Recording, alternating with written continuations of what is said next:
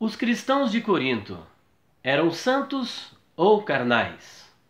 Pois ao lermos a primeira carta de Paulo aos Coríntios, capítulo de número 1, versículo 2, Paulo os chama de santificados. Mas quando viramos outra página, no capítulo 3, versículo de número 1, o mesmo apóstolo chama esses cristãos da igreja de Corinto de carnais. A pergunta é: como pode alguém ser santo e ao mesmo tempo carnal? Quando lemos essas duas passagens, parece-nos que Paulo está em gritante contradição. Primeiro, ao chamar os cristãos de santificados, depois, ao chamá-los de carnais. Este é o assunto que nós estaremos tratando no vídeo de hoje, que está diretamente ligado à doutrina da salvação. Esse assunto faz parte da Ordo Salutis, ou seja, da ordem da salvação, que nada mais é do que a doutrina da santificação. E afinal de contas, os cristãos da igreja de Corinto eram santos ou eram carnais? Bom, você já me conhece, eu sou o pastor Elias Soares e este é o seu canal PR Elias Soares Oficial. Antes de nós prosseguirmos com este vídeo, gostaria de convidá-lo a compartilhar os nossos vídeos.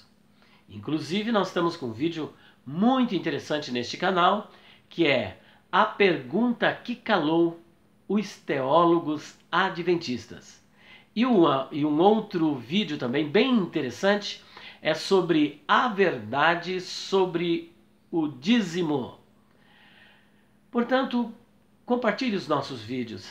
Se você ainda não se inscreveu, queira se inscrever no nosso canal, dar o seu joinha, dizendo o que é que você achou deste vídeo, fazendo o seu comentário, ativando as notificações. E se você quiser também, poderá dar uma visitinha na nossa loja virtual www.livrariadopastorelias.com.br. E nós seguimos com uma super promoção, que é o livro Perguntas Difíceis de Responder, volume 3, Perguntas Difíceis de Responder, volume 1, e temos também o Dicionário Etimológico de Nomes Bíblicos e ainda o livro sobre Paulo, que vai falar um pouco sobre a sua cidadania, sobre a sua prisão, julgamento, condenação, a sua morte, por que ele fazia tendas, os 7 tipos de fariseus, e naqueles outros livros são perguntas tais como: com quem se casou Caim? Onde esteve Jesus dos 12 aos 30? O que era o espinho na carne de Paulo? O que é a blasfêmia contra o Espírito Santo? E por que este pecado não pode ser perdoado? Só no primeiro livro são 36 questões. O segundo livro é: quem são os filhos de Deus em Gênesis 6:2? O que a mulher de Jó disse para ele? Amaldiçoa Deus e morre ou abençoa Deus e morre? Porque nas nossas traduções está amaldiçoa, mas no hebraico, Barech Elohim Vamut, abençoa Deus e morre. E ainda o dicionário etimológico, mais de 4.200 nomes de pessoas, rios, vales, montes, Deus, deuses, origem, etimologia, significado no grego, hebraico, latim e aramaico. Estas 4 obras de quase R$300.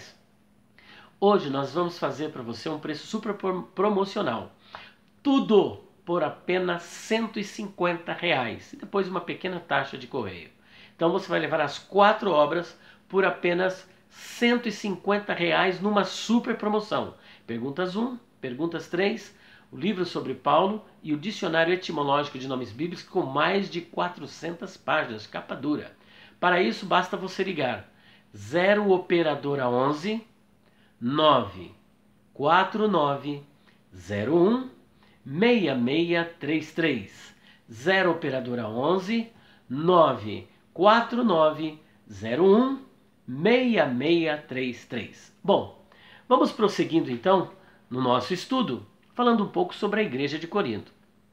A igreja de Corinto foi fundada pelo apóstolo Paulo e ele esteve nesta igreja durante 1 ano e meio. Era um local, uma região bastante difícil, porque é uma cidade cosmopolita, portuária, tinha cerca de 600 mil habitantes, 200 mil homens livres e 400 mil escravos, que muitos se prostituíam diante de Afrodite. Havia os chamados prostitutos cultuais.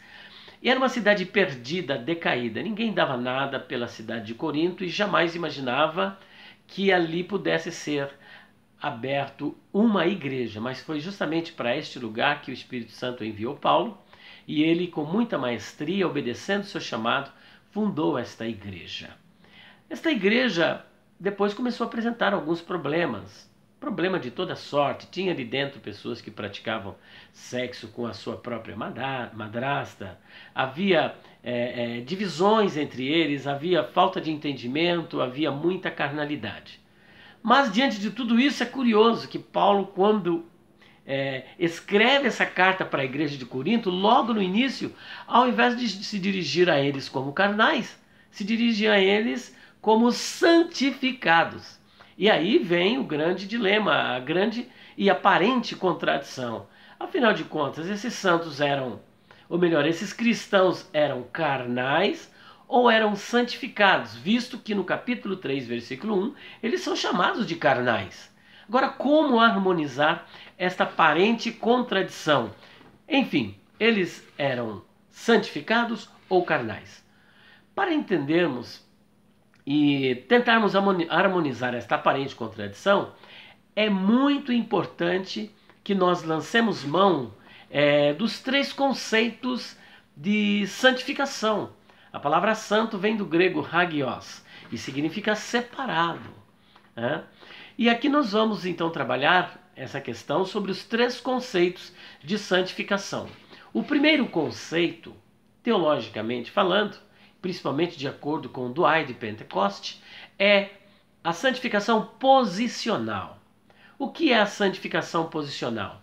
A santificação posicional fala da posição que você tem em Cristo, aquela que foi conquistada por Cristo lá na cruz. E você vai ler isso, por exemplo, lá em Efésios capítulo 1, versículo 13 e 14.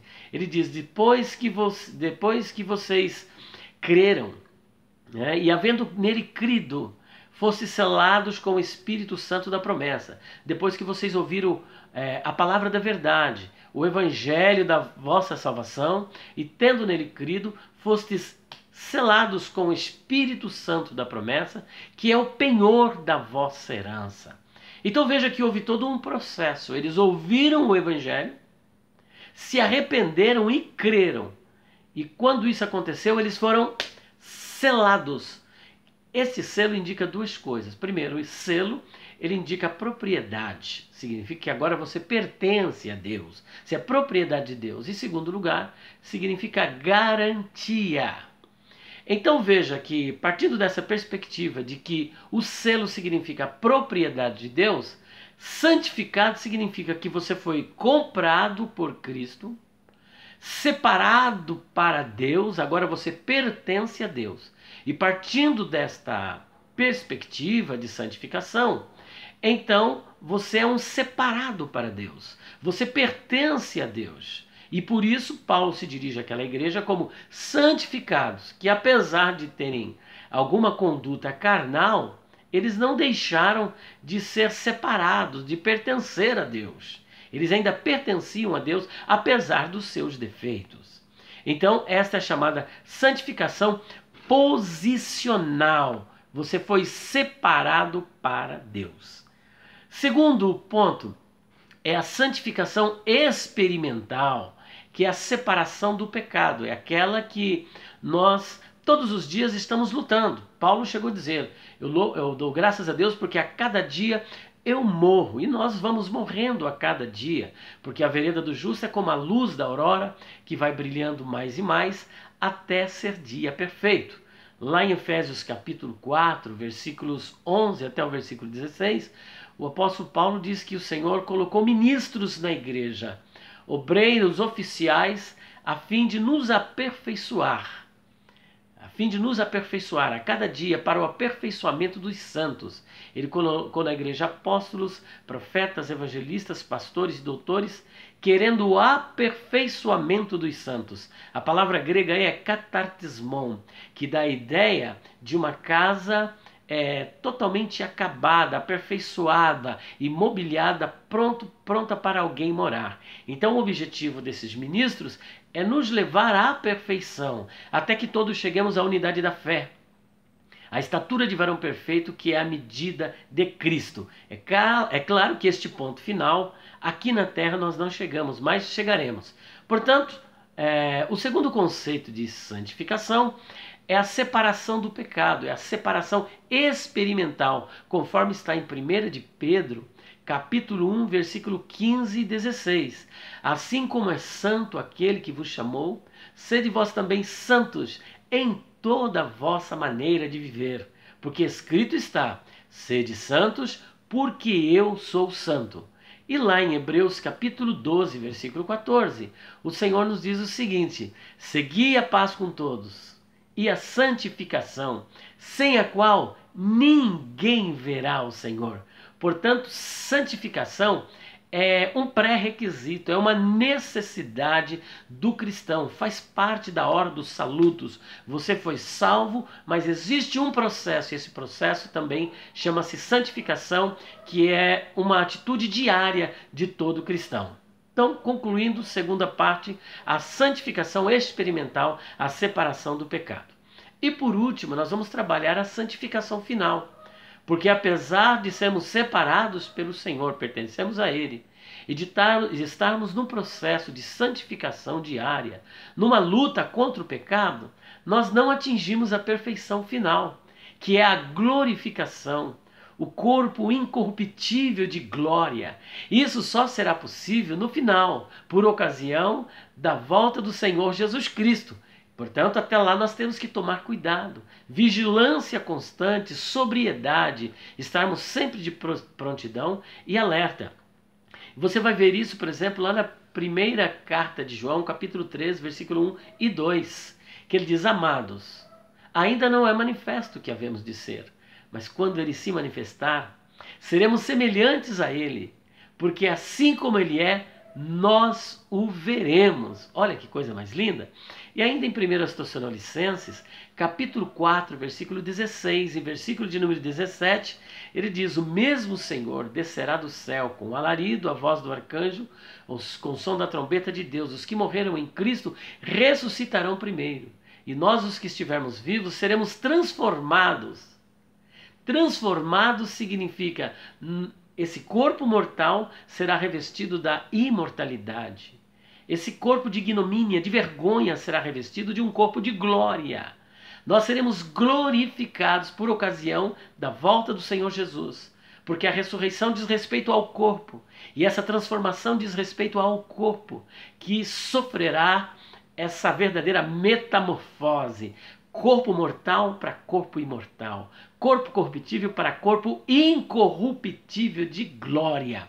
Isso é corroborado também numa outra epístola de Paulo, que é 1 Coríntios capítulo 15, versículos 50 a 54, onde ele diz que carne e sangue não pode herdar o reino de Deus. Então veja que a ressurreição está sempre ligada à questão do soma, do corpo. Carne e sangue não pode herdar o reino de Deus.